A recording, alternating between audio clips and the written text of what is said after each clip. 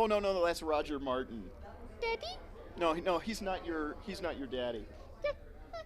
Daddy? No, Roger's not your daddy.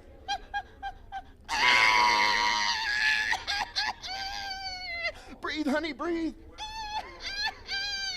Okay, it's out and about with Roger Martin. Okay, Daddy. Yes, welcome to my lecture. We are going to talk about something very important. I have no idea what it is, but we'll work it out. What would you say is the definition of the art of ventriloquism?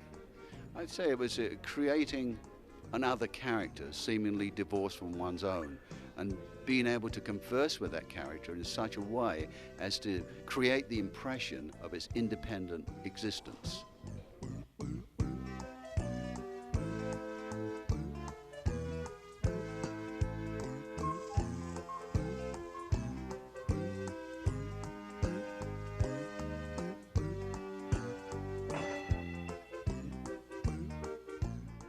Continuing Out and About's coverage of the Vegas Ventriloquist Festival, we find ourselves surrounded by a sea of skilled performers whose talented works literally speak for themselves. This show is very unique and really quite terrific here in Vegas. Tell us about how you get it all together. Well, it starts actually after this event finishes that I start thinking about next year. I'm phoning around different people that I know. Would you like to be on the show? And of course, it's difficult sometimes to coordinate everybody because a lot of them are professional ventriloquists that are working and they can't commit themselves for a year in advance. And so very often we have to change around people, but it all seems to come together every year. You know. So how many years have you been doing all this? We're in our 8th year now.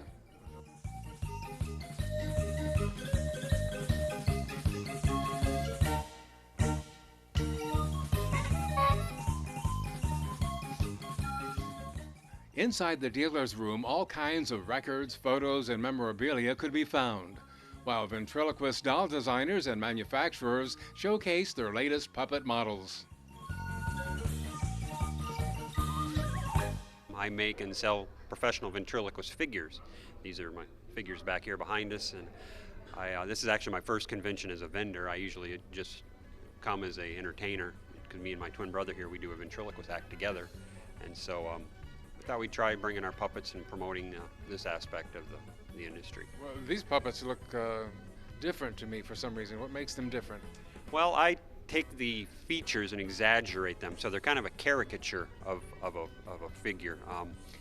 On stage, they present themselves far better than something that's real smooth and shiny with less detail. From a distance, you have to exaggerate those features, kind of like theatrical makeup for an opera singer. You know, up close it looks awful, but you get some distance and it all comes together, and so.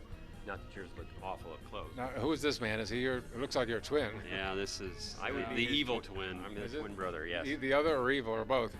Depends. You're Kern, right? I'm Kern, that's correct, yes. Kern, what's it like working with the twin? That's fun. It's very fun. It's kind of like working with a dummy. You know, there's a lot of parallels there. No. I'm actually a maker of ventriloquist puppets. Oh. Do you make them after your own likeness? Yes, actually, if you notice, all of them do have bags under the eyes. Oh. You see? Yeah, I think you can't help that. Being an artist, you know, whatever you have, it comes out of you. Not all of these are puppets. I see a little drawing over there. What is that? Oh, yeah. Yeah, this is our remote magic drawing board, and I can draw any character on there. In fact, if you'd like, I'll draw a picture of you. But you see, the trick is in the magic marker. First, we must erase. Is that correct? Roger, I'd like to start with a blank slate. Actually, it already looks like you. Oh, sorry. Okay. Just look at the camera. Don't be nervous. Okay. Okay, so let me see. I'm going to make it's got a great toupee. And, oh, no. I'm sorry. Cut. Yeah, okay, I got it. Okay. Very handsome man, this Roger guy. Yes, I like this guy. Yeah, look at this. You got some nice brows there. And I'll put his pupils on here. And, oh, yes. There he goes. The pupils make it an educational show, is that right? Oh, that's good. That's good. Did you go to school for that, Roger? Oh, and pretty much we got him nailed. There's Roger. What do you think? Oh, no. There he is. Roger, would you say hi to the folks? No. Hi. Oh, there he goes. Under the little underlie, 'cause I was afraid to sleep when I was just a lad. I saw their game, I know the touch and told me I was bad. But then one day I learned a word that say the aching nose, the biggest word you'll ever heard, and this is how it goes. Supercalifragilisticexpialidocious, even though the sound of it is something quite atrocious. If you say it loud enough, you'll always sound precocious. Supercalifragilisticexpialidocious. Pretty good, guys. Yeah, that's pretty good. Yeah, I'm glad I didn't have to sing. Oh boy. Oh boy. Well, that was their rendition of Supercalifragilisticexpialidocious. And I can say that backwards. You can say that backwards? Yes, I can. You'll swallow your tongue trying to do that. I don't believe it. Let's see you say it backwards. Alrighty. Supercalifragilisticexpialidocious. How many shows have you been doing in San Diego? Well, she makes me work, even though I'm young and I'm old all at once. Oh, well, that's not child abuse, is it? No. Is it? Are we in trouble here? Uh-oh, I'm gonna get you. Well, she started starring in my Christmas show, which is Toy Store, that I show at the theater there in Balboa Park. And she became so famous in Toy Store, I had to bring her out for other things. Yeah, 'cause I get all cramped up when I have to be in the docks all by myself. Blue skies, nothing at me, nothing but blue skies do I see. Blue birds singing along, nothing but blue skies from now on. You write that? Of course I did. No, his name's Wally Nelson. He's not Willie. Oh, this is Wally Nelson. Oh. Sharing the spotlight with the newer figures were beloved classic characters made popular by ventriloquist legends like Jimmy Nelson, Edgar Bergen, and Sherry Lewis. This is Jimmy Nelson's Danny O'Day, and it's got his autograph on the back of it. And this is an old Charlie McCarthy, if Charlie McCarthy can be old. And they're made by different companies. This one here happens to be made by the polyester company.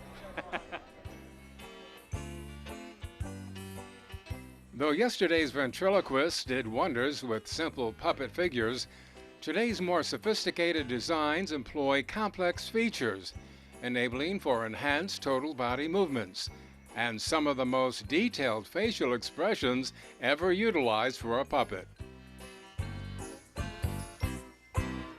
This is a character I built called Max. He's a ventriloquist figure who has multiple movements, and so many that I can hardly work them all sometimes, but I'll show you what he can do. He can close his eyes, he can blink, he can move his eyes, he can raise his eyebrows, lower them, lower his eyes, open them wide, smile with the upper lip, the jaw, and sniff his nose. And he also cries through some little holes here, but I don't have that hooked up right now. Well, this is not a sad show anyway. Right, we're happy here. Yeah. So, and this is all the stuff inside that makes him work. These, a guy that works for my company, Harry Maxwell, installed these. And it's a little hard to do at this angle. Removing the eyes here. This is blinking the eyelids. What are we doing there? Eyebrows, thanks Kim. That's upper lip.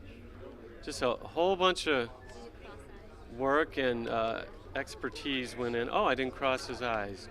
And people think there's just a couple of strings, you know. It reminds me of something robotic comes to mind. Yeah, I was always fascinated with robots, and then being an artist, the characters and faces I was always designing.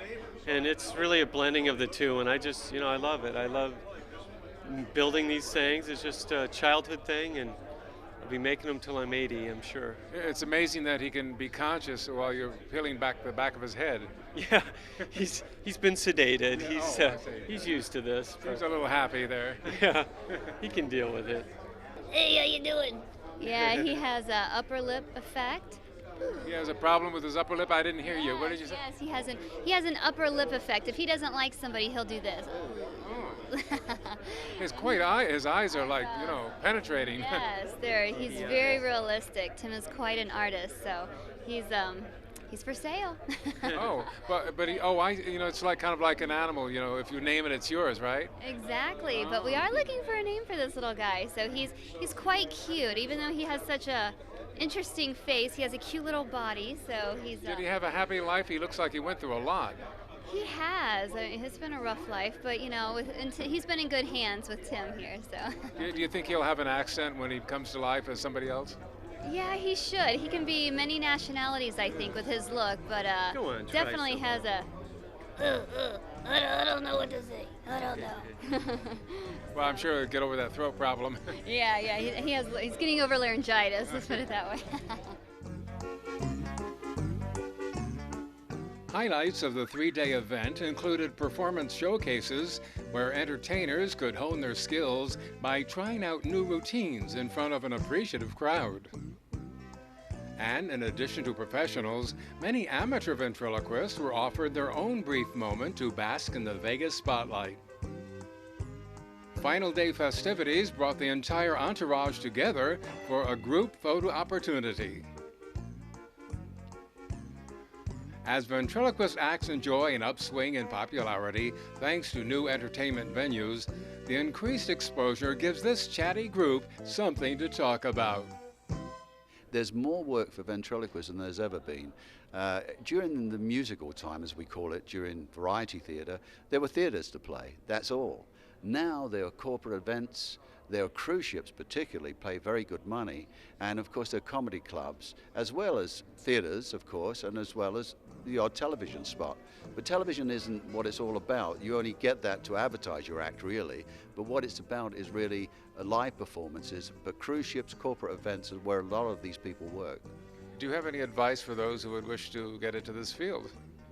Practice, practice, practice. That's the thing. That's the key thing. And I mean, it's a wonderful thing for kids to do for fun too. To have this other character to talk to, and we all did that as kids. We had our little invisible character, perhaps we would talk to, and a lot of children ventriloquists start like that. I understand that musicians have to work in harmony with other people and so forth, but it seems to me that a ventriloquist has the opportunity to work alone and to develop his or her own personal experience. Yeah, that's true. I suppose. But I mean, your instrument really is your voice, and of course your characters. So you are playing them really, and so you are essentially a one-man band. From the people I've talked to today, I get the impression that each and every one of these people are having so much fun doing what they're doing. Well, how could you not? I mean, we get to play with little dolls and make money. It's a great thing. And do you have to be a little crazy to do this? Well, yeah, you have to be crazy to do what you're doing. Yeah. I think I go to Anthony Hopkins for sort of my cue on this. He said, in pretty much every case, performers, people who are in front of a camera on stage, were damaged merchandise. And there's a certain need, certain little hole in our life that gets filled by doing something completely crazy.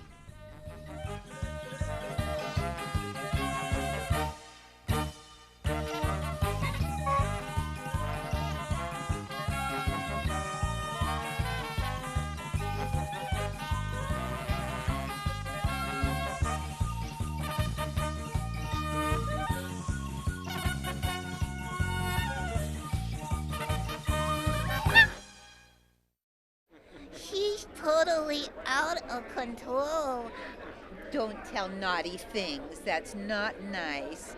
Can you say listen to, or no, it would be, can you watch Out and About on TV? Say that? Can you watch Out and About on TV? It's very good. You'll like it. Yeah. Don't miss it. Don't miss it. What's it all about? Well, it's all about out and out. Does he talk? No, I don't know whether he talks at all. He's smiling. Hi. She's flirting with the cameraman. I know, he's cute. His name is Jim. Yeah, Jim. You can read. When you didn't tell me you could read. Well, I'm very smart, you know.